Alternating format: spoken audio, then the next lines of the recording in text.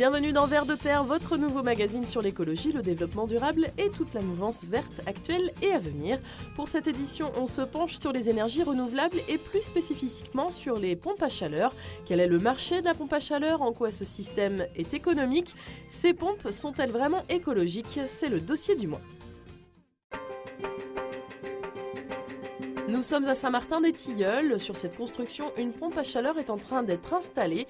Le système est dit vertical, c'est-à-dire qu'il y a eu un forage. La pompe doit donc récupérer l'énergie de la terre via une sonde géothermique placée à plus de 100 mètres de profondeur. Cette maison-là, c'est une maison qui est dite type RT 2005-2010. Et sur cette maison-là, les clients ont choisi d'opter pour une pompe à chaleur mixte, c'est-à-dire une pompe à chaleur de géothermie par forage. Donc le forage doit se trouver à peu près par ici. Et une pompe à chaleur qui va pouvoir produire du chauffage et de l'eau chaude sanitaire. C'est-à-dire que dans l'encadrement de la pompe à chaleur, on a un compresseur basse température dédié au chauffage, donc au plancher chauffant, et un petit compresseur haute température autonome raccordé sur le même forage, dédié à l'eau chaude sanitaire, avec un ballon de stockage derrière de 300 litres. Et l'intérêt de ce système-là, c'est qu'il se veut totalement autonome, c'est-à-dire qu'en aucun cas vous n'avez de résistance électrique d'appoint qui vient finir de chauffer l'eau à 60 degrés. C'est vraiment de l'eau chaude sanitaire et du chauffage géothermique. Derrière la pompe à chaleur, ça recouvre plein de choses. On parle de géothermie, d'aérothermie, d'aquathermie, de pompe à chaleur RO, RR. Tous ces termes-là, en fait, ça regroupe en fait une technologie qui s'appelle les pompes à chaleur. Où en fait, on va tout simplement collecter des calories dans le milieu extérieur, qui va être soit l'air, soit le sol, soit l'eau. Et avec un jeu de pression et de température, on va récupérer des calories dans ce milieu extérieur et on va les emmener en fait à l'intérieur de la maison, soit par un plancher chauffant, des radiateurs ou des gaines d'air. Cet oblicolé passe dans un échangeur de la machine qui réchauffe un gaz frigorifique qui, une fois comprimé, ressort chaud. Et là, on réchauffe l'eau du plancher chauffant. Donc là, on est en basse température. Et on a la même chose avec un petit compresseur pour faire de l'eau sanitaire. C'est un système qui se veut économique et écologique. Écologique dans le sens où vous n'avez aucune émanation de monoxyde de carbone comme on peut l'avoir avec des chaudières fuel par exemple. Et puis c'est un système qui est dépendant d'une seule source d'énergie, l'électricité. Pas d'acheminement de gaz, de fuel ou autre. Vous n'êtes dépendant vraiment que d'une seule source d'énergie. Et c'est un système qui est totalement fermé. La seule chose un peu, on va dire, non écologique, c'est le fluide frigorigène qui circule dans la pompe à chaleur, mais il est vraiment cantonné à la pompe à chaleur.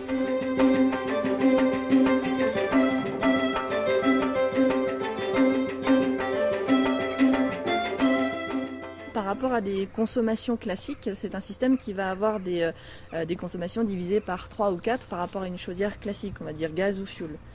Donc c'est un système qui vraiment consomme très peu. Alors bien sûr, il est évident que ces systèmes de pompe à chaleur-là, plus la maison ou le bâtiment est isolé, mieux c'est.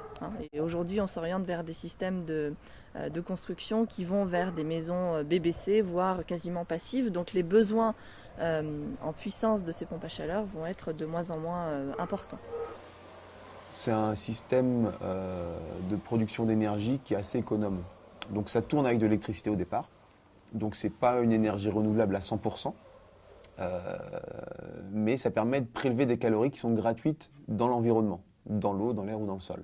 C'est ça l'avantage, c'est qu'on arrive à récupérer à minima les 2/3 des besoins de chaleur sous forme d'énergie gratuite.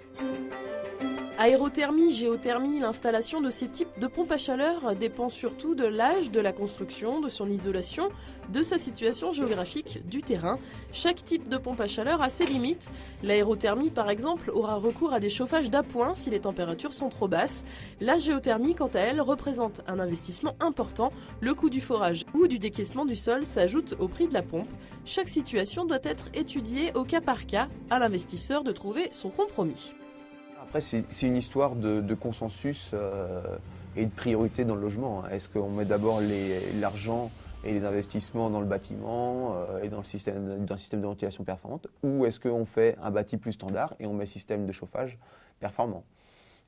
Moi, j'opterais plutôt pour la première solution, de bien travailler le bâti, parce que ça dure toute la durée de vie de la maison, alors qu'une pompe à chaleur, c'est comme tout appareil de chauffage. Maintenant, ça a une durée moyenne de vie de 15-20 ans. Donc ça veut dire qu'il faut le renouveler au bout d'un certain moment, et puis il y a de la maintenance, et puis il y a toujours un reliquat au niveau de la facture d'électricité.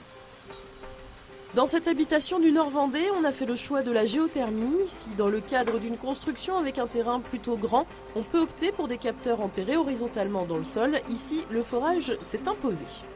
Cette société comporte 3 foreuses, avec une foreuse double tête et 2 foreuses simple tête qui est derrière nous. Après, on a 2 satellites qui s'occupent de faire les raccordements et les tranchées.